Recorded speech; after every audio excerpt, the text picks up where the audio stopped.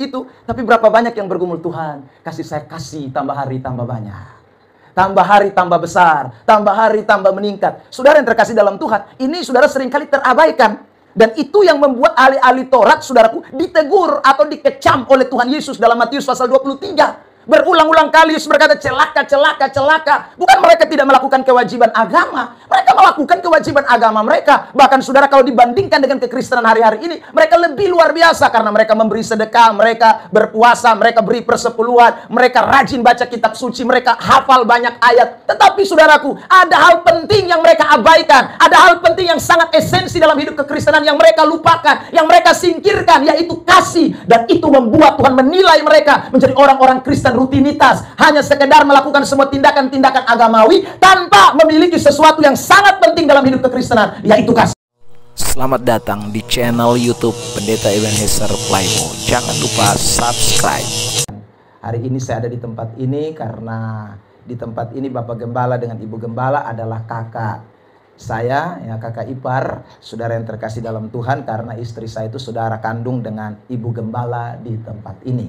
Baik, puji Tuhan, itu saja mungkin perkenalan singkat yang saya bisa sampaikan pada pagi hari ini. Saya ingin berbagi berkat firman Tuhan buat kita sekalian pagi hari ini dari tema yang saya mau tampilkan buat kita, yaitu hidup di dalam belas kasihan. Ini adalah tema yang akan menjadi sorotan khotbah pada pagi hari ini. Sama-sama dulu kita sebutkan tema ini. 1, 2, 3.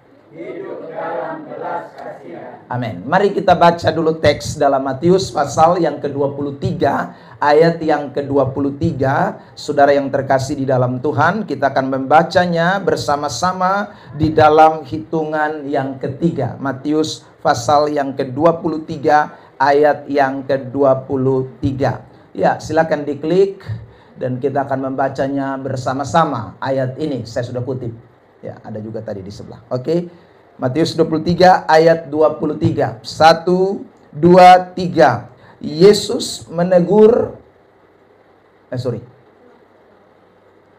Sabar, saya salah sebut ayat ini. Saudara yang terkasih dalam Tuhan, sabar ya. Matius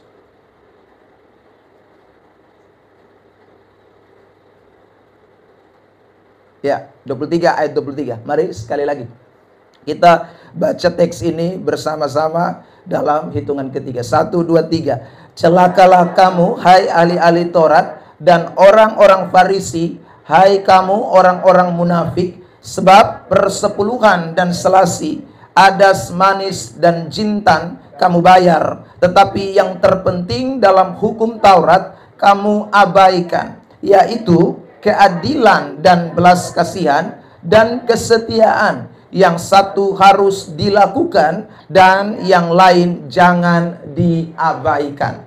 Saudara yang terkasih di dalam Tuhan Yesus Kristus, kalimat yang saya mau soroti pada pagi hari ini jelas di situ ada kata belas kasihan, ya. Kalimat yang ada di dalam ayat yang ke-23. Nah, saudara yang terkasih, kalau kita membaca teks ini, ya, di dalam terjemahan lain saya kutip Matius 23 ayat 23, dia berbunyi begini. Yesus menegur para ahli Taurat dan orang-orang Farisi karena mereka mengabaikan hal yang lebih penting, yaitu keadilan, belas kasihan dan kesetiaan. Nah, saudara yang terkasih di dalam Tuhan, kalau kita membaca rentetan dari Matius 23, itu memang berisi banyak sekali teguran-teguran. Mengapa Yesus menegur ahli-ahli Taurat atau orang-orang Farisi? Karena mereka, saudaraku, lebih terfokus kepada kewajiban-kewajiban agama yang mereka mau praktekkan dalam hidup kekristenan mereka atau dalam hidup agama Yahudi mereka itu. Lalu kemudian mereka mengabaikan hal-hal esensi yang lain yang sebenarnya, saudaraku, menjadi sesuatu yang penting di dalam hidup kekristenan. Nah, saudara yang terkasih di dalam Tuhan, hari-hari ini kita juga bisa melihat, saudara, dalam hidup kekristenan ini banyak orang yang hampir sama atau bahkan sama dengan orang-orang Farisi. Yang saudaraku hanya mengedepankan hal-hal yang sifatnya adalah kewajiban keagamaan, tetapi melupakan prinsip-prinsip lain di dalam hidup kekristenan yang merupakan sesuatu yang tak terpisahkan dari hidup orang Kristen. Saudara yang terkasih di dalam Tuhan Yesus Kristus.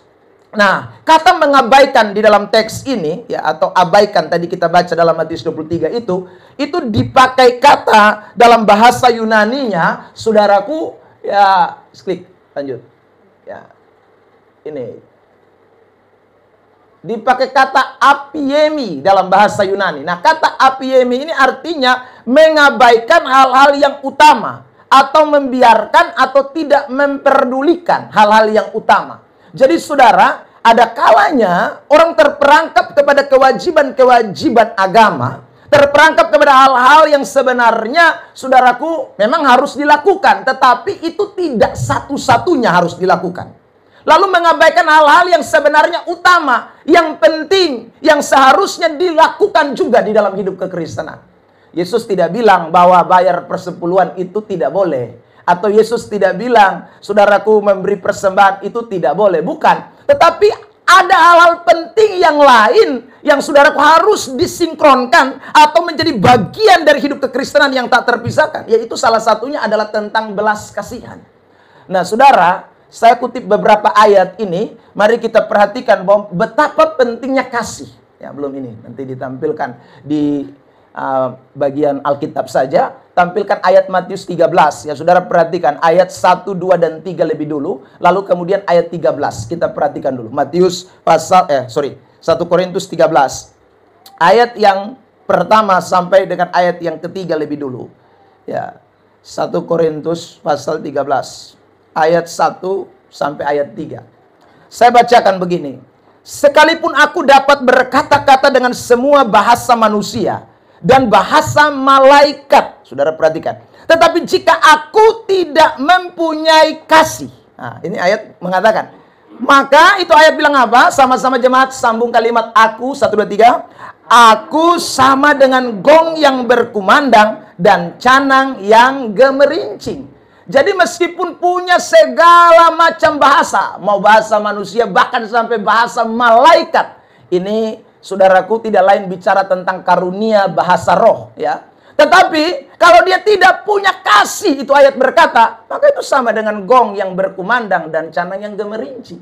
Makanya Matius pasal 23 ayat 23 tadi Yesus tegur orang-orang Farisi, orang-orang Yahudi yang sebenarnya luar biasa dalam hal-hal agamawi, dalam hal-hal saudaraku spiritual, tetapi saudaraku dalam hal kasih mereka tidak punya, dan itu membatalkan atau menggugurkan semua yang mereka bisa lakukan di dalam hidup kekristenan mereka.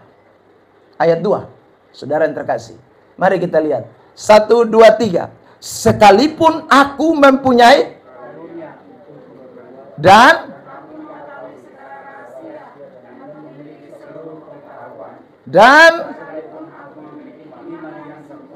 untuk memindahkan gunung, tetapi jika aku tidak mempunyai kasih, aku sama sekali. Nah, saudara bayangkan itu. Jadi ini jelas sekali ayat ini, saudaraku, secara eksplisit, tidak perlu didefinisikan, ya sudah jelas bahwa kasih itu betapa penting, sangat penting. Jadi kalau diabaikan, itu membuat hidup kekristenan tidak ada arti. Ayat 3 lebih jelas. Mari kita lihat ayat 3. Saudara yang terkasih dalam Tuhan, sekali lagi dalam hitungan ketiga bersama. 1, 2, 3. Dan sekalipun aku membagi-bagikan segala sesuatu yang ada padaku, bahkan menyerahkan tubuhku untuk dibakar, tetapi jika aku tidak mempunyai kasih, sedikit pun tidak ada faedahnya bagiku. Tidak ada guna hidup kekristenan. Makanya ditutup di ayat 13. Saudaraku, mari kita lihat ayat 13 ini. Bersama-sama dalam hitungan ketiga kita membacakan teks ini. Ayat 13. 1, 2, 3. Demikian tinggal ketiga hal ini, yaitu dan yang paling besar di antaranya ialah apa? Sekarang tanya samping kiri kanan, kalau gitu kasih penting nggak ya? Ya, saudara yang terkasih.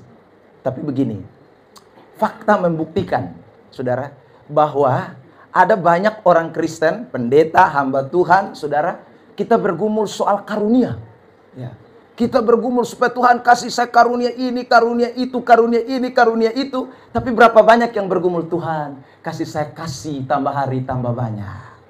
Tambah hari tambah besar, tambah hari tambah meningkat. Saudara yang terkasih dalam Tuhan, ini saudara seringkali terabaikan. Dan itu yang membuat ahli-ahli Taurat, saudaraku, ditegur atau dikecam oleh Tuhan Yesus dalam Matius pasal 23. Berulang-ulang kali Yesus berkata, celaka, celaka, celaka. Bukan mereka tidak melakukan kewajiban agama. Mereka melakukan kewajiban agama mereka. Bahkan saudara, kalau dibandingkan dengan kekristenan hari-hari ini, mereka lebih luar biasa. Karena mereka memberi sedekah, mereka berpuasa, mereka beri persepuluhan, mereka rajin baca kitab suci, mereka hafal banyak ayat. Tetapi saudaraku, ada hal penting yang mereka abaikan. Ada hal penting yang sangat esensi dalam hidup kekristenan yang mereka lupakan, yang mereka singkirkan, yaitu kasih. Dan itu membuat Tuhan menilai mereka menjadi orang-orang Kristen rutinitas, hanya sekedar melakukan semua tindakan-tindakan agamawi tanpa memiliki sesuatu yang sangat penting dalam hidup kekristenan, yaitu kasih. Nah, ini semua kita mau belajar pada pagi hari ini dari kebenaran ini, saudara. Supaya, sekali lagi, tidak salah Anda punya karunia. Tidak salah Anda memberi sesuatu kepada Tuhan. Tidak salah. Tetapi jangan lupa satu hal yang sangat penting ini, yaitu hidup di dalam belas kasihan. Sebab tanpa belas kasihan, saudaraku, kekristenan kita hanya sekedar suatu rutinitas, suatu kegiatan agamawi, ya, yang tidak akan berujung kepada sesuatu yang menyenangkan Tuhan. Nah, hari ini saya mau bagikan 3 hal saja mengenai bagaimana kita hidup di dalam belas kasihan. Oke, bisa ditampilkan buat kita sekalian. Yang pertama, saudaraku, hidup di dalam belas kasihan itu sama saja dengan mau meneladani sifat Allah.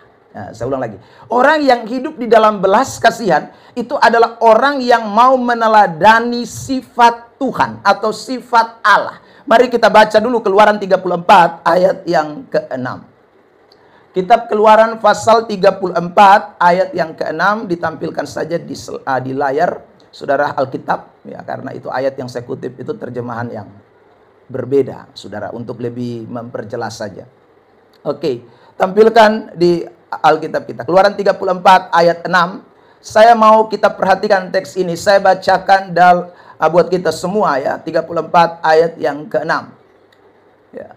Kitab Keluaran. Berjalanlah Tuhan lewat dari depannya dan berseru, Tuhan, Tuhan Allah penyayang, yang pengasih, panjang sabar, berlimpah kasihnya dan setianya. Bandingkan dengan terjemahan ini, lebih gampang dimengerti, saudara yang terkasih di dalam Tuhan. Saya tampilkan di kitab Keluaran 34 ayat 6. Dikatakan begini, saudaraku.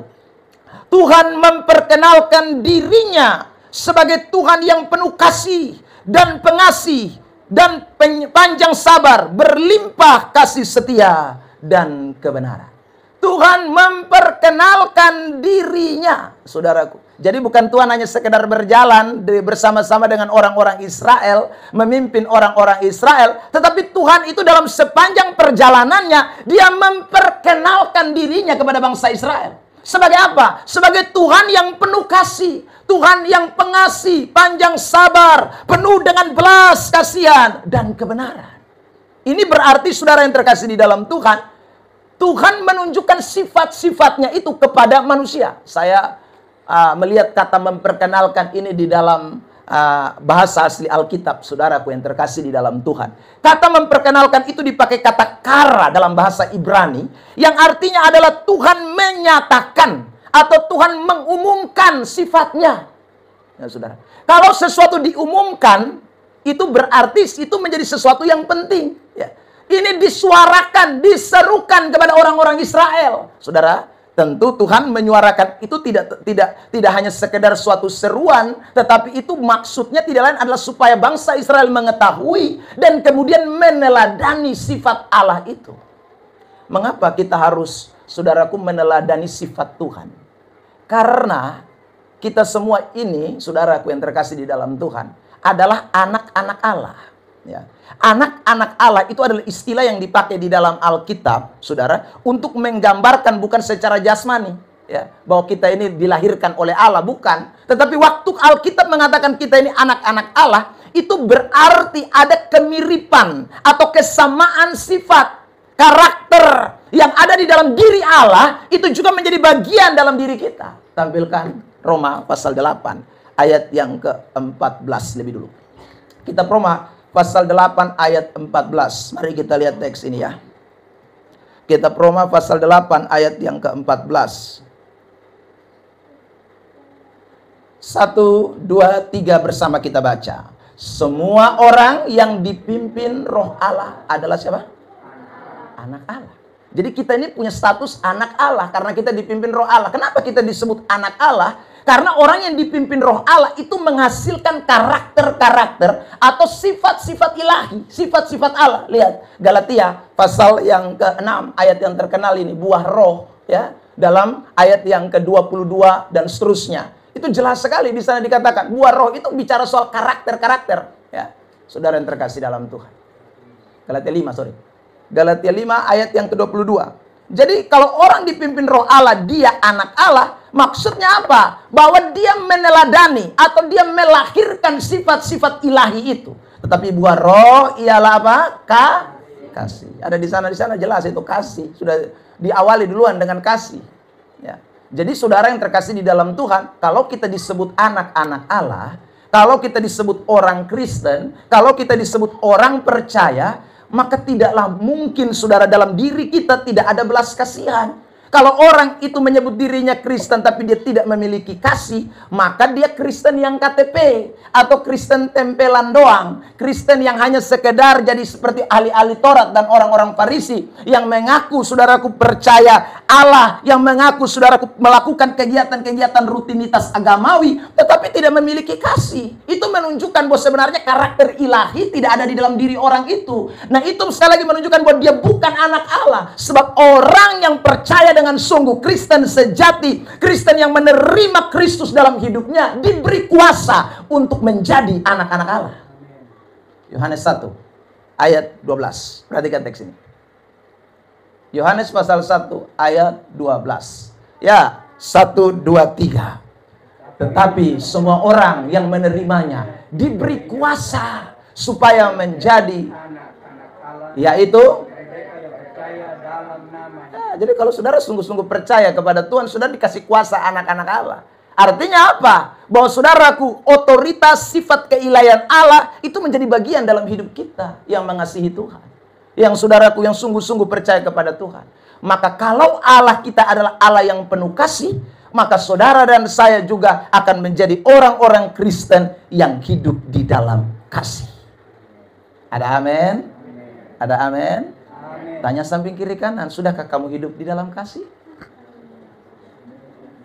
Nah, itu penting. Kita kan baru saja Valentine kan, saudara ya. Saudara yang terkasih dalam Tuhan. Ya, saya mau bicara ini untuk menjadi sesuatu yang betul-betul menjadi lifestyle kita, gaya hidup kita. Nah, saya mau berikan satu gambaran saja yang menunjukkan bahwa kita ini mempunyai kasih dengan memberikan ilustrasi ini, saudara yang terkasih dalam Tuhan. Ini ilustrasi Alkitab. Ya. Saudara perhatikan, dalam gambar ini saya memberi gambar ada seorang yang memegang domba lalu pergi menemukan domba yang lain, tapi di bawahnya itu ada domba yang banyak. Dan ini cerita tidak asing buat kita di dalam Lukas pasal yang ke-15 ya, tentang domba yang hilang. Ilustrasi ini ilustrasi Alkitabiah. Dan Yesus mengangkat itu untuk menjelaskan sebenarnya tentang hidup di dalam kasih. Ya. Saudara yang terkasih dalam Tuhan, jadi salah satu ciri utama kalau kita betul-betul meneladani Kristus di dalam kasih, maka ada hati yang penuh belas kasihan terhadap domba-domba atau jiwa-jiwa yang terhilang. Itu ciri utama, saudara. Itu ciri utama. Karena itu, saudara, kenapa Yesus itu disebut, saudara, Allah yang penuh kasih? Penyayang tadi dikatakan. Karena saudara lihat, dia rela tinggalkan sorga. Ya. Dia rela tinggalkan kenyamanan. Dia rela tinggalkan, saudara, segala sesuatu yang luar biasa, penuh kemuliaan, penuh kehormatan. Dan dia datang ke dalam dunia ini dengan satu tujuan. Hanya untuk menyelamatkan domba-domba yang terhilang. Amin. Amin. Itu kasih. Jadi kalau kita bicara kasih, saudara yang terkasih, bukan bicara soal bagi-bagi sesuatu. Kasih bukan saudara hanya sekedar suatu simpati, ya. Kasih bukan hanya sekedar mengatakan, kasihan ya. Bukan, saudaraku.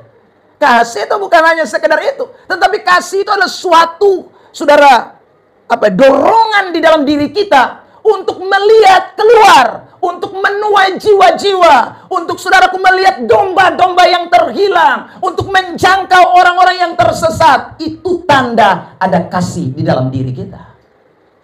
Amin. Sekarang saya tanya, bisa tidak, saudara, Tuhan bicara dari sorga sana, dalam nama Yesus, Bapa dan Roh Kudus, Bapak Robi sembuh, bisa tidak? Ya, bisa, terlalu gampang, kok dia Allah. Bisa tidak dia bicara cuma dari sorga? Saudara yang terkasih dalam Tuhan, dia bilang, dalam nama Bapa, Anak, dan Roh Kudus, ya. Lalu kemudian dia bilang, curahkanlah berkat melimpah ke atas GPDI Narwastu. Gampang, oh itu Tuhan. Ya sudah, tapi kenapa dia repot-repot datang ke dalam dunia sini? Saudara, dia datang bukan untuk menyembuhkan kita, itu bukan tujuan utama. Dia datang bukan saudara memberkati kita secara jasmani, itu bukan tujuan utama. Karena saya ulang, dia bisa lakukan itu tanpa perlu harus datang. Tapi dia datang karena dia tidak bisa menyelamatkan saudara kalau dia tidak datang dan menemukan saudara dan saya. Amin. Makanya Yesus berkata, aku datang untuk menyelamatkan orang berdosa. Kenapa? Karena kalau dia tidak datang, kita semua masuk neraka. Ya. Kalau dia tidak datang dan menemukan saudara dan saya, kita tidak bisa menemukan dia. Kalau dia tidak datang dan mencari saudara dan saya, kita tidak akan ditemukan. Tetapi saudara, karena begitu besar kasih Allah akan dunia ini, dia rela, tadi saya katakan, tinggalkan segala-galanya dan datang untuk mencari kita yang hina, yang najis, yang kotor, yang berdosa, supaya kita dikeluarkan dari lumpur dosa itu dan beroleh keselamatan. Itu karena kasih Allah yang besar. Beri tepuk tangan terbaik buat Tuhan Yesus Kristus. Nah, itu tanda. Jadi kalau orang Kristen bilang dia punya kasih, tapi tidak pernah saudaraku implementasinya atau prakteknya tidak mencari domba-domba yang hilang, kamu tidak punya kasih. Itu ngomong doang, saudara. Ya. Dan saudara kalau lihat ahli Taurat, cirinya itu, saudara. Ya, mereka tuh hanya sekedar menjalankan agamawi mereka, bahkan mereka jadi penutup jalan bagi orang untuk datang kepada kerajaan Allah. Ya, orang mereka tidak peduli, mereka nggak mau bahkan disaingi. Mereka tidak mau ada orang lain yang bergabung pada mereka, saudara. Kalau mereka bergabungnya diajak masuk neraka bareng-bareng. Lukas 23 ayat 15. Coba lihat ini ayat, saudara. Jadi penginjilan mereka bukan bawa ke sorga, bawa ke neraka itu. Matius, saya sebut salah. Matius 23 ayat 15. Masih pasal 23. Kita lihat di ayat 15. Matius pasal 23 ayat 15. Mari kita lihat itu, saudara. Dalam hitungan ketiga kita baca ya. 1, 2, 3.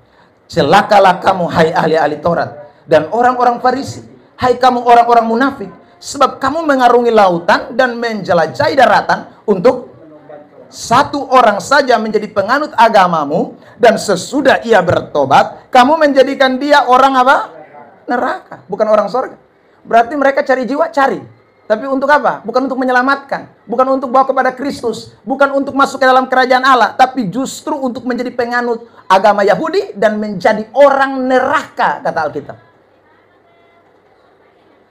Nah, saudara yang terkasih di dalam Tuhan Yesus Kristus, maka hari ini kita semua dengar firman. Kalau kita betul-betul merasakan kasih Tuhan di dalam hidup kita, dan kita mau meneladani Tuhan kita itu, maka jangan lupa, carilah atau saudara pergilah dan juga bawalah domba-domba yang hilang. Seperti Kristus sudah membawa saudara kepada Kristus, kepada Allah, saudara, maka kita pun sekarang tugasnya adalah pergi dan cari domba-domba yang terhilang. Ada amin? Bilang samping kiri kanan, adakah domba terhilang di dalam rumahmu? Ya, saudara, itu bisa jadi suamimu, bisa jadi istrimu, bisa jadi anak-anakmu, bisa jadi orang tuamu. Saudara yang terkasih, di tempat saya selesai ibadat kita biasa di depan pintu kan, jemaat keluar satu-satu. Jadi saya lihat kalau datang sini saya tanya, istrinya mana? Apa? Itu domba yang terhilang tuh. Saudara, suaminya mana? Udahlah, Bapak udah tahu lah, katanya gitu. Ya saudara, itu domba yang terhilang. Jadi domba yang terhilang itu tidak harus di luar rumah. Kadang-kadang domba yang terhilang itu ada di dalam rumahmu. Tapi berapa banyak orang Kristen yang punya kasih? Bahkan ada orang Kristen yang bilang begini, keselamatan urusan masing-masing. Ya, saudara, jahat banget.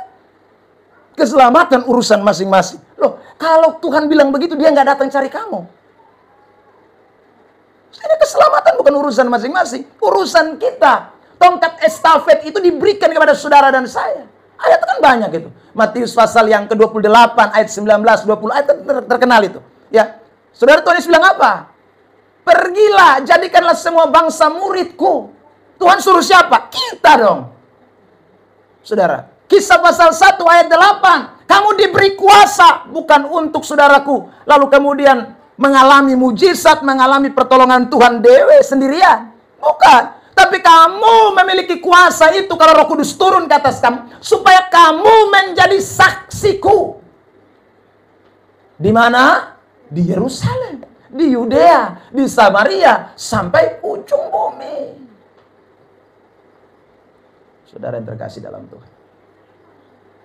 Dalam rapat tahunan di awal tahun kemarin di gereja saya bilang sama jemaat, kita target tahun ini minimal 6 jiwa baru. Tidak usah banyak-banyak lah, 6 jiwa saja target tahun ini. Saudara yang terkasih. Siapa tugasnya? Bukan pendeta. Ya Pak Pendeta, kalau gitu silakan Bapak saja urus. Ya, enggak bisa. Tidak ada ayat di dalam Alkitab yang mengatakan, pergilah pendeta-pendeta karena kamu sudah punya gelar teologia. Tidak ada.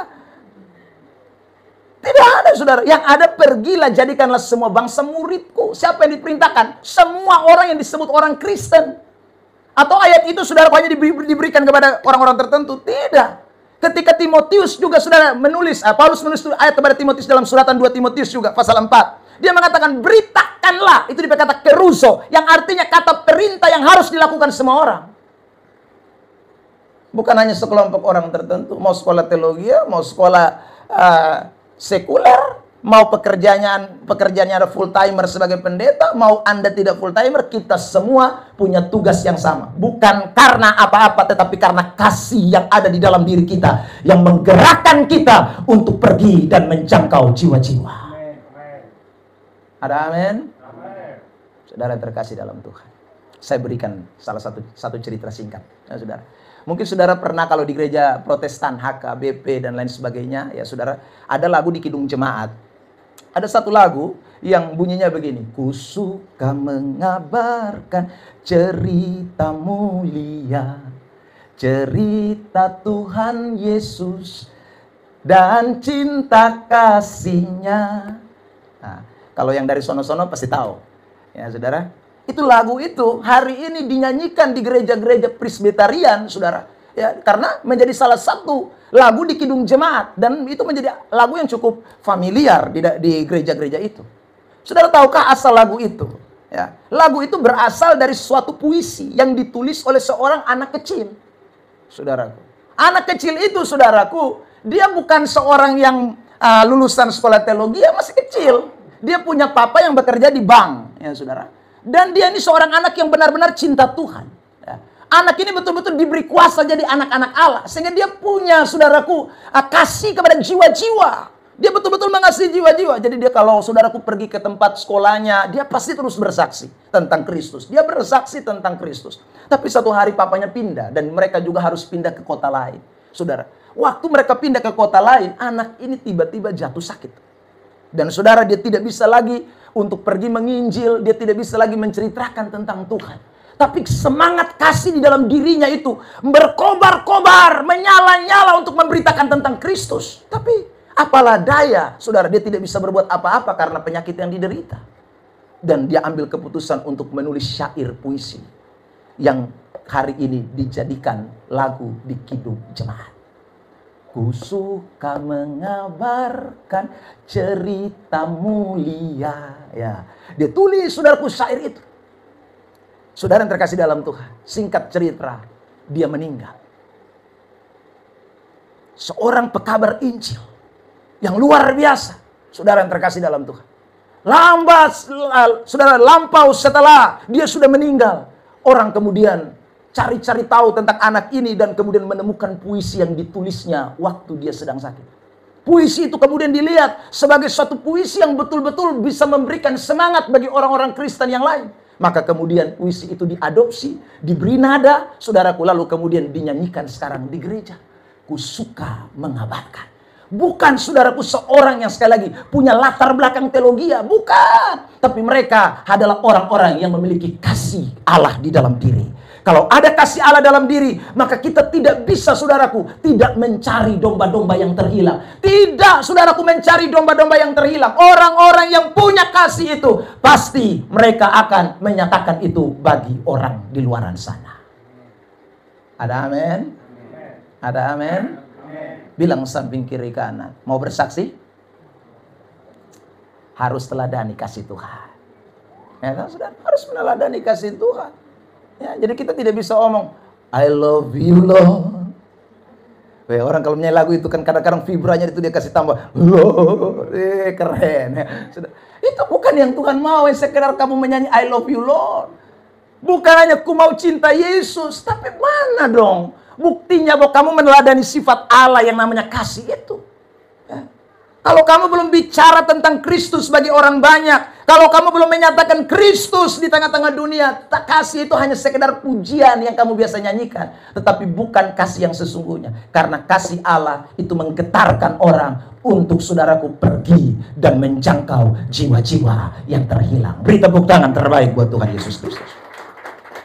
Ya, karena itu di kantor kah, di manakah, tidak peduli, saudara.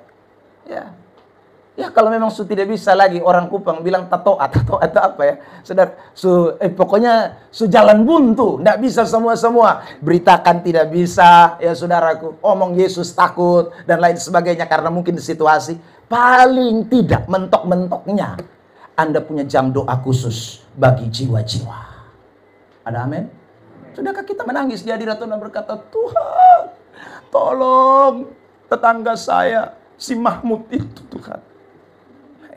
Atau kita hanya bilang, Tuhan, bukakan jalan di lautan.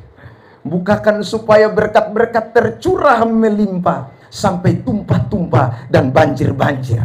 Ya, saudara. Kalau kita cuma doanya seputaran itu, saya ulang, Anda tidak punya kasih. Orang yang punya kasih selalu hatinya tergerak dengan jiwa-jiwa. Saya ulang, mentok-mentoknya doa. Itu. Sudah tidak bisa, kalau memang tidak bisa ngomong, tidak bisa apa segala macam karena memang keadaan tidak mendukung, paling tidak ada jam doa yang Anda buat untuk orang-orang yang di luaran sana. Minggu lalu istri saya telepon saya, saudara yang terkasih dalam Tuhan, selesai mereka kebaktian di sana. Bilang, Papa, hari ini ada 3 jiwa baru datang. Ya, saudara. Dari mana mereka? Nggak tahu juga, tiba-tiba muncul. Ya, saudara yang terkasih. Nah, siapa yang tarik mereka datang? Yohanes pasal 10 mengatakan, kalau tidak ditarik Bapa, tidak ada orang bisa datang kepada Tuhan. Ya, itu orang-orang bisa datang karena ada Bapa yang tarik. Tapi bagaimana Bapa tarik? Saudara yang terkasih dalam, karena kita merindukan jiwa-jiwa itu. Karena kita sedang berlutut, kita sedang berdoa, kita minta kepada Tuhan. Saudara, pandanglah, kita akan bilang, ladang sudah menguning, siap dituai. Tapi pekerjanya sedikit. Artinya banyak orang, saudara, tetapi tidak banyak yang mau, saudaraku, bergumul untuk jiwa-jiwa karena tidak punya hati kasih. Tapi orang yang punya hati kasih, dia pasti mempunyai kerinduan untuk jiwa-jiwa yang terhilang. Kedua, mari kita lihat. Saudara, apa yang kita mau belajar dari tentang belas kasihan? Next. Ya, belas kasihan itu mengalahkan hukum yang kaku. Yang kedua, saya ulang ya. Belas kasihan itu mengalahkan hukum yang kaku. Matius 12 ayat 7. Mari kita lihat ayat ini. Ya. Matius pasal yang ke-12 ayat yang ke-7. Dalam hitungan ketiga kita baca bersama-sama. 1, 2, 3. Jika memang kamu mengerti maksud firman ini, yang ku kehendaki ialah bukan persembahan. Tentu kamu tidak menghukum orang yang tidak bersalah. Saudara yang terkasih dalam Tuhan, ini konteks ceritanya apa? Kalau kita lihat mulai dari ayat 1 di situ perikopnya murid-murid memetik gandum pada hari Sabat. Ya saudara, aturan Sabat itu begitu kuat. Ya saudara, dan orang Yahudi memiliki suatu kebiasaan bahwa saudaraku karena itu adalah Sabat, maka tidak boleh bikin apapun juga. Ya. Kalau Sabat maka tidak boleh apapun juga, mau lapar kah, sudah mau mati kah, tidak boleh makan. Ya, itu saudara. Ya. Nah itu yang ditekankan oleh orang-orang Yahudi. Tetapi ketika Yesus datang dengan belas kasihan, Yesus datang dengan kasihnya, saudara yang terkasih, dia mematahkan atau dia menggenapi yang namanya hukum-hukum yang saudaraku seremonial, hukum-hukum yang hanya sekedar suatu liturgi, yang hanya sesuatu yang tidak berkaitan pada hal-hal prinsip. Itu kemudian saudara terkasih dalam Tuhan dibatalkan. Tadi kemarin hari Jumat ya kita doa di sini, kita masih cerita-cerita soal mahar, adat istiadat dan lain sebagainya. Dan saya bersaksi kepada saudara bahwa kadang-kadang di tempat saya itu orang tidak bisa menikah gereja, ya, hanya gara-gara aturan-aturan yang kaku itu. Biar udah kumpul bareng, anaknya udah 5 ya saudara, bahkan sudah ada cucu. Saya pernah memberkati saudaraku, anak dan bapak sekaligus. Ya. Menikahkan, ya. Jadi papanya nikah, anaknya juga nikah. Jadi 2 pasang pengantin, saudara. Nah, papanya umur sudah 75. Ya kenapa? Ya karena ada hukum-hukum yang kaku, ya saudara. Nah, belas kasihan itu mengalahkan hukum yang kaku. Belas kasihan itu meruntuhkan hukum-hukum yang kaku itu, saudara.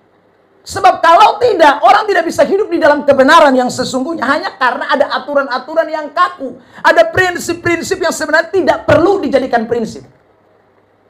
Itu yang kita lihat di dalam konteks orang-orang Yahudi. Dan ini bukan satu soal saja, banyak sekali soal.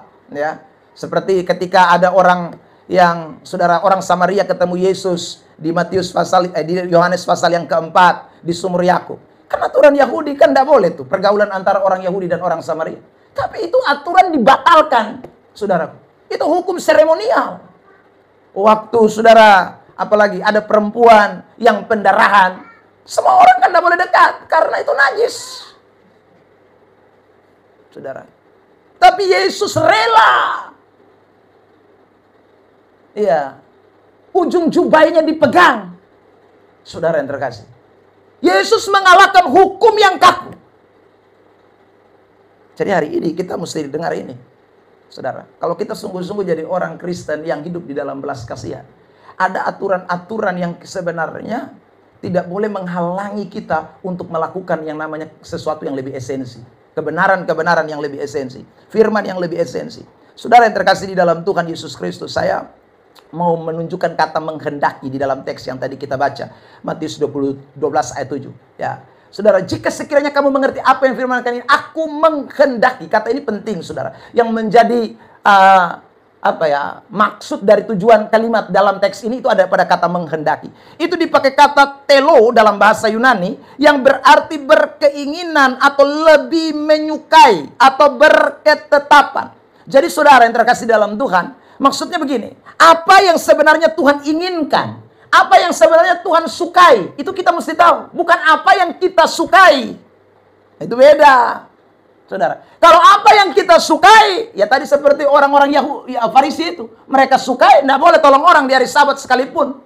Ya. Yang mereka sukai, orang-orang Samaria tidak boleh bergaul dengan orang-orang Yahudi, saudara. Yang mereka sukai, yang mereka tahu, yang mereka punya ketetapan, yaitu saudara, orang-orang yang memiliki penyakit pendarahan, itu najis, kusta, najis bagi mereka. Itu keinginan mereka, tapi bukan keinginan Tuhan. Kita harus mencari keinginan Tuhan dalam hidup kita, bukan keinginan kita. Itu orang yang hidup dalam belas kasihan. Maka saudara lihat Paulus mengatakan begini dalam kitab Galatia pasal 1 ayat 10. Mari kita lihat teks ini. Kitab Galatia pasal 1 ayat 10. Kitab Galatia pasal 1 ayat 10. Oke. Bersama-sama kita baca teks ini. 1, 2, 3. Jadi bagaimana sekarang? Adakah ku cari kesukaan manusia atau adakah ku coba berkenan kepada manusia? Sekiranya aku masih mau mencoba berkenan kepada manusia, maka aku bukanlah Jadi yang dicari apa? Kesukaan manusia atau kesukaan Allah?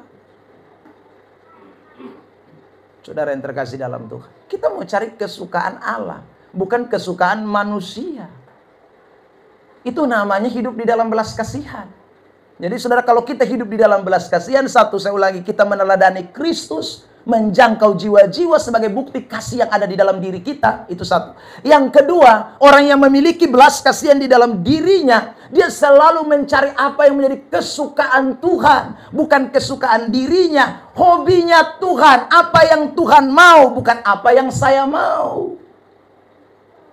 Saudara yang terkasih dalam Tuhan Yesus, ya, sebab yang kita mau kan banyak, ya, yang kita inginkan banyak. Tetapi apakah itu yang Tuhan inginkan? Apakah itu yang Tuhan mau? Saudara yang terkasih di dalam Tuhan Yesus Kristus, saya tunjukkan satu ilustrasi ini. Mari kita lihat dulu. Saudara yang terkasih, tentang seorang dokter yang menolong pasiennya.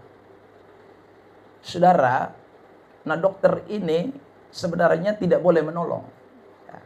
Kenapa tidak boleh menolong? Ya, ada dua gambar manusia di belakang itu, yang Judas. Saudara yang terkasih dalam Tuhan, karena waktu itu ada suatu hal yang dilakukan oleh si pasien ini, ya saudara, dan itu merugikan banyak orang. Tapi ketika pasien ini, saudara, ada di rumah sakit, ya, meskipun dia sudah merugikan banyak orang, ya, sehingga orang tidak mau memberikan perhatian kepada dia, sakitnya udah parah, ya saudara. Semua orang menganggap itu sebagai, ini kutuk lo, rasa lo. Ya, itu saudara. Tapi ketika ada di rumah sakit ini, si dokter ini, saudara yang terkasih, karena dia Kristen, dia belajar Alkitab, dia mengerti firman Tuhan, saudara yang terkasih, akhirnya apapun itu, meski si pasien ini adalah seorang predator seks yang ngeri, yang suka mencabuli banyak orang, saudara, ya, sehingga orang menganggap dia ini seorang yang sampah masyarakat, tidak perlu ditolong, biar mati aja orang model begitu. Tetapi saudara, dokter ini tidak bisa melihat itu sebagai satu alasan yang membuat dia tidak menaruh belas kasihan kepada pasien itu. Dia mengambil sikap untuk, saudaraku, menolong pasien itu. Saudara, kenapa dia melakukan itu? Saudara, karena yang diinginkan. Sumpah dokter itu tidak pernah, waktu dia bilang, aku bersumpah, kalau aku menolong pasien, maka dia adalah pasien yang baik-baik. Orangnya tidak jahat. Orang tidak ada itu, saudara. Sumpah dokter itu semua orang yang sakit mesti dilayani. Saudara yang terkasih dalam Tuhan, keinginan manusia bisa berseberangan, tetapi ketetapan yang dikehendaki oleh, saudara, institusi kedokteran itu apa? Itu yang dia taat. Nah, hidup kekristenan itu juga begitu, saudara. Kalau kita mau melihat di kiri kanan kita, saudara, kadang-kadang kita tidak bisa melakukan yang namanya belas kasihan. Tetapi melakukan belas kasihan itu sekali lagi bukan karena kemauan kita, tapi belas kasihan itu karena kemauan dan kehendak Allah. Ada amin? Kenapa orang Kristen sukar mengampuni? Karena dia tidak hidup dalam belas kasihan. Kalau dia hidup di dalam belas kasihan, dia bisa gampang mengampuni orang. Saudara, ya, bahkan ada orang Kristen tuh mendoakan orang itu yang jelek-jelek, ya. Sudah, Tuhan, aku berdoa kalau bisa dia mati cepat sebelum hari kematiannya datang. Ya, saudara, kenapa Tuhan? Aku ingin kematiannya. Karena orang ini terlalu bejat, Tuhan. Tuhan, dia bejat, Tuhan. Masa kamu nggak lihat sih, Tuhan? Ya, saudara, ini Kristen tidak ada belas kasihan. Bukankah kita juga demikian? Makanya Yesus pernah kasih perumpamaan, ya, tentang pengampunan. Ya, kita ini sudah diampuni, tapi kadang-kadang kita tuntut orang lain luar biasa dengan kita, sempurna, tanpa ada cacat celah.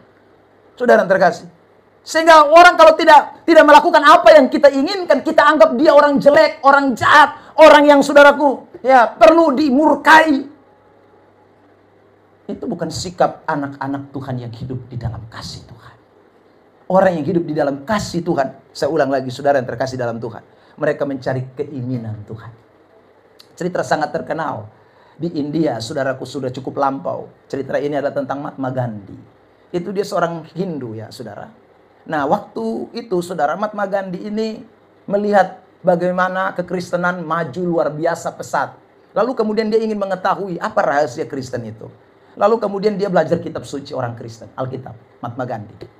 Dia belajar dan dia menemukan bahwa ajaran Yesus itu luar biasa. Sudah. Akhirnya satu hari dia berketetapan untuk menjadi orang Kristen. Atau dia kepengen menjadi orang Kristen. Tapi dia kan nggak tahu. Kalau rupanya pada masa itu ada yang namanya gereja saudaraku ras atau gereja golongan. Ya. Golongan kaum kulit putih, orang-orang Eropa itu mendirikan gereja sendiri. Dan mereka tidak mau campur dengan orang-orang golongan kulit hitam. Nah, Mahatma Gandhi ini saudaraku 11-12 dengan saya dengan Pak Robi. Ya, maksudnya sama-sama hitam. Saudara yang terkasih dalam Tuhan. Ya. Jadi Mahatma Gandhi nggak tahu kalau ada gereja kulit putih, ada gereja kulit hitam. Mahatma Gandhi lihat saja yang penting gereja, saudara. Dan dia rindu sekali untuk jadi Kristen. Dan dia pergilah, masuklah gereja kulit putih. Begitu sampai di depan pintu, saudara yang terkasih dalam Tuhan.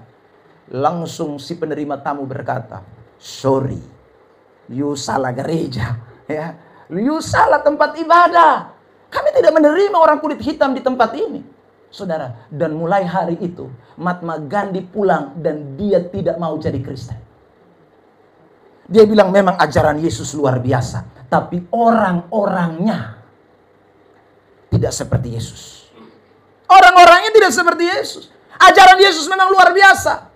Bahkan saudara, ada cerita tentang Mahatma Gandhi. Dia pernah dilempar keluar dari dalam rel kereta, dari dalam gerbong kereta. Saudara, hanya karena dia menyukai Alkitab. Ya. Sampai segitunya dia rela, saudara. Tapi kenapa dia tidak mau jadi Kristen? Ya, karena lihat orang Kristennya. Karena dia melihat orang Kristen yang tidak mempraktekkan cara hidup Yesus. Yang tidak menerapkan apa yang Kristus lakukan. Bukankah Alkitab berkata dalam kitab Korintus, 2 Korintus pasal 3. Kita ini surat yang terbuka. Yang bisa dibaca oleh semua orang. Ya saudara yang terkasih dalam Tuhan. Anda nggak ngomong ayat. Tapi orang bisa lihat siapa Anda dari hidupmu. Dari lifestyle-mu, dari gaya hidupmu. Anda ngomong ayat seluruh Alkitab mulai dari Kejadian sampai Wahyu. Tapi kalau cara hidupmu berseberangan, orang tidak akan mau mengenal Kristus. Belas kasihan itu sekali lagi membuat kita berkeinginan, berketetapan untuk membatalkan yang kaku, tetapi melakukan apa yang menjadi keinginan dan kesukaan Tuhan kita. Ada amin? Maka itu jangan lupa, saudara yang terkasih, tiap hari mesti berdoa, Tuhan apa yang engkau sukai hari ini aku lakukan.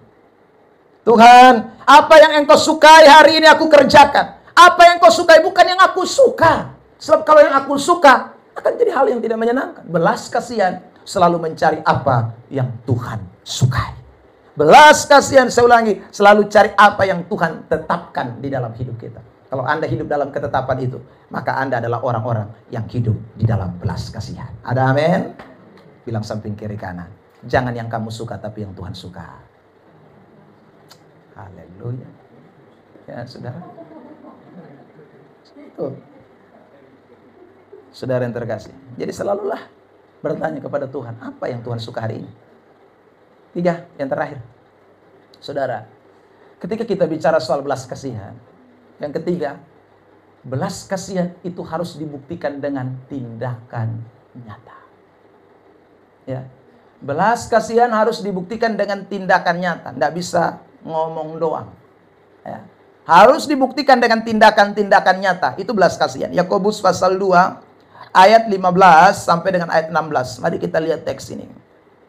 Yakobus pasal 2 ayat 15 dan 16.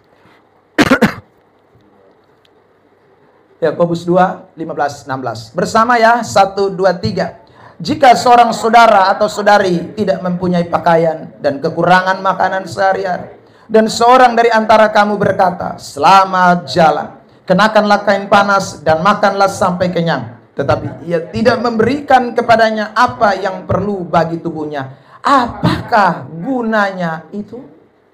Saudara yang terkasih, jadi kamu cuma ngomong doang, ya. Tadi saya kasih contoh, cuma kasihan, tapi tidak buat apa-apa. Apa itu gunanya? Nah, saudara yang terkasih, saya mau melihat kata yang terakhir. Apa gunanya itu?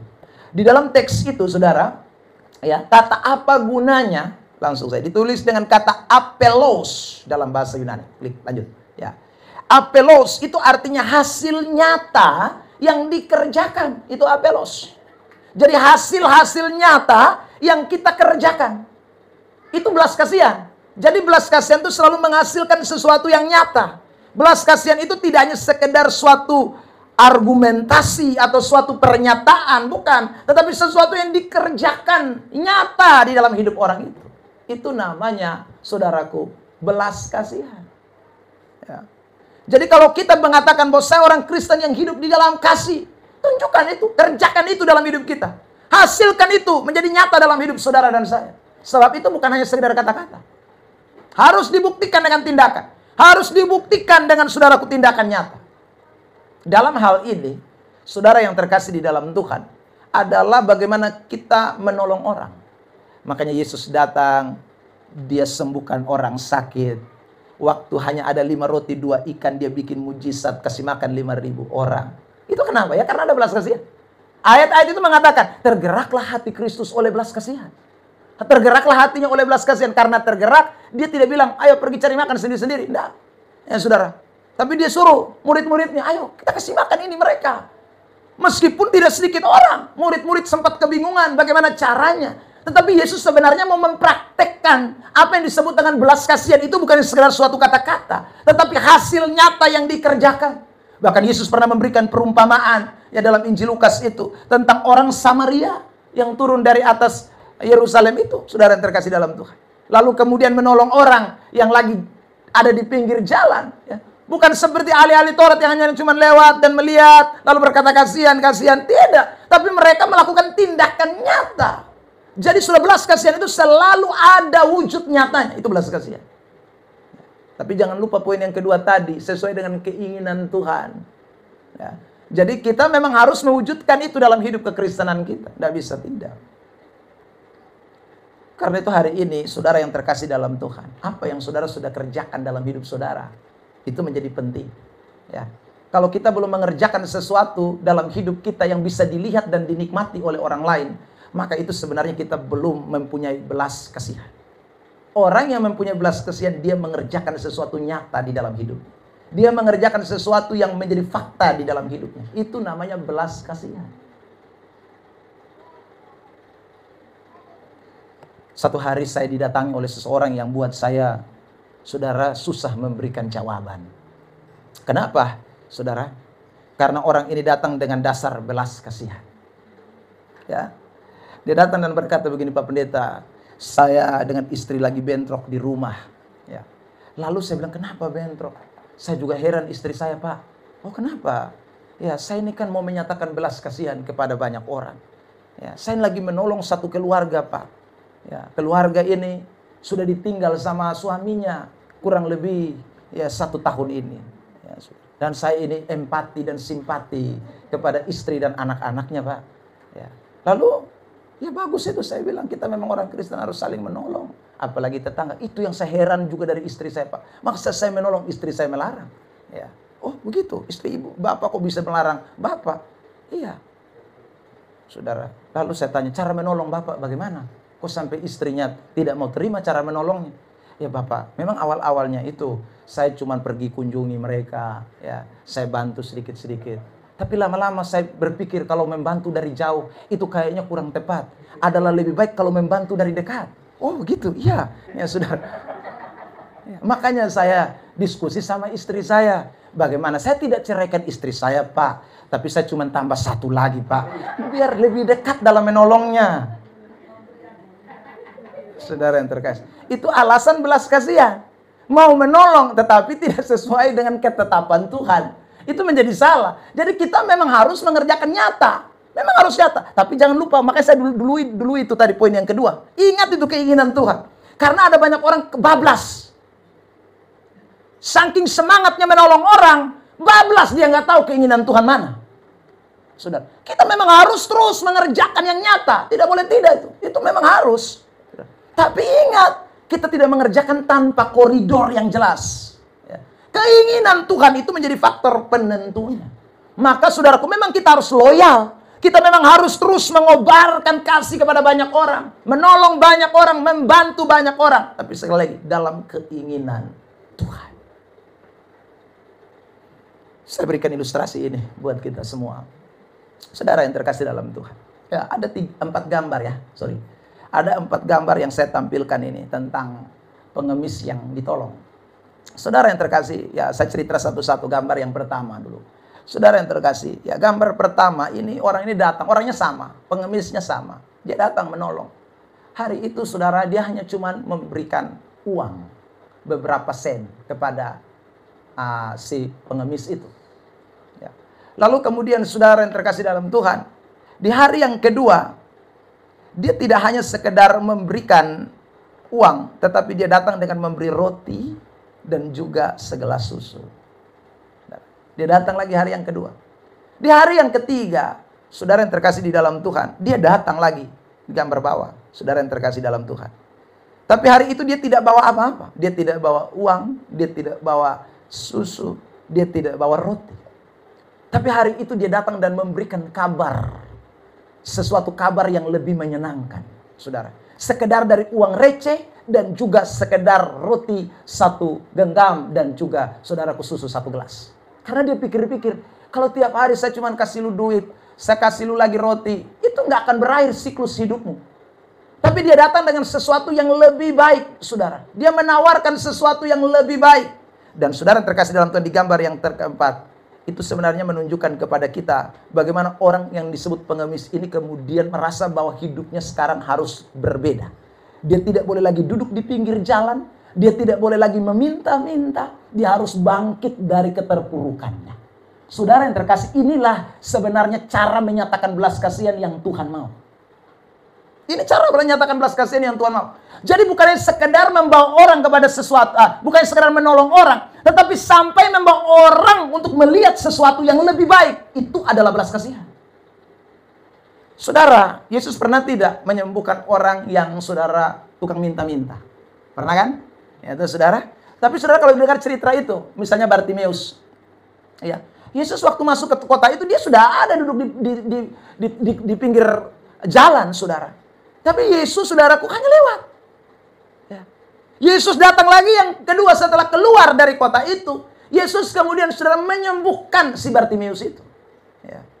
Saudara yang terkasih dalam Tuhan, kenapa Yesus tidak menyembuhkan pada waktu Yesus masuk? Tidak, saudara yang terkasih. Atau Yesus tidak melakukan sesuatu pada waktu Yesus masuk. Seolah-olah Yesus tidak memperdulikan dia, tidak. Yesus memperdulikan, tapi Yesus tidak mau hanya sekedar memberi sesuatu yang receh. Yesus tidak hanya mau sekedar menolong, hanya sekedar kulit luar. Bahasa yang mungkin lebih gampang mengerti, saudara. Dia tidak hanya mau menolong hanya sekecil itu. Dia mau memulihkan hidup orang itu. Itu cara kerja Yesus menolong. Begitu juga dengan perempuan Samaria, saudara. Dan lain sebagainya. Banyak orang yang ditolong Tuhan. Tapi Yesus tidak hanya menolong, hanya sekedar menolong. Tapi Yesus selalu menolong sampai kepada titik akhir pemulihan dari pribadi orang itu. Itu harus menjadi fokus kita. Itu target. Saya suka dengan pelayanan misi. Saudara terkasih dalam Tuhan. Tapi bagi saya ada orang-orang yang melakukan pelayanan misi tidak mencapai target. Kenapa? Saya pernah bicara kepada satu pendeta di Jakarta. Saya bilang percuma bagi makan tiap hari di pinggir jalan. Saudara terkasih. Ya. Kenapa saya bilang percuma? Karena kamu tidak pernah meningkatkan bagi makanmu dengan suatu flow up yang lebih lagi. Hanya tiap hari datang, kasih makan, pulang, bagi makan, pulang. Akhirnya orang-orang ini sudah terpola pikirannya. Tiap jam segini, hari ini, ada bagi makan. Jadi dia nerima terus. Tapi dia sendiri tidak akan keluar dari kemiskinannya. Dia tidak keluar dari keterpurukannya. Itu saudaraku, kita gagal di dalam menyatakan belas kasihan. Orang yang menyatakan belas kasihan bukan sekedar bagi-bagi. Orang yang menyatakan belas kasihan ingin membawa orang itu keluar. Supaya satu hari kelak orang itu jadi berkat bagi banyak orang. Beri tepuk tangan terbaik buat Tuhan Yesus. Saudara yang terkasih dalam Tuhan. Maka ingatlah baik-baik. Saya begitu.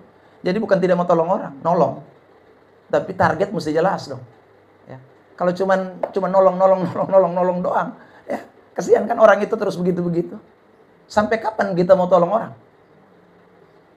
Maksud saya dalam hal satu orang itu.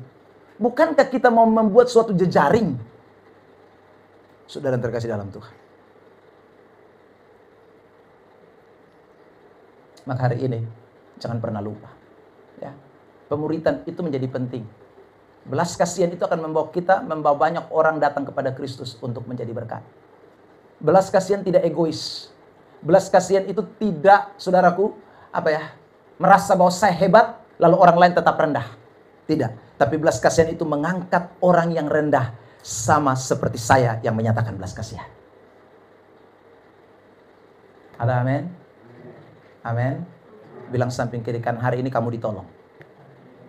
Besok kamu harus tolong orang lain. Amin. Lah ya. Jangan maunya ditolong terus. Itu mental yang tidak baik. Mental kita adalah hari ini saya ditolong, besok saya menolong orang lain.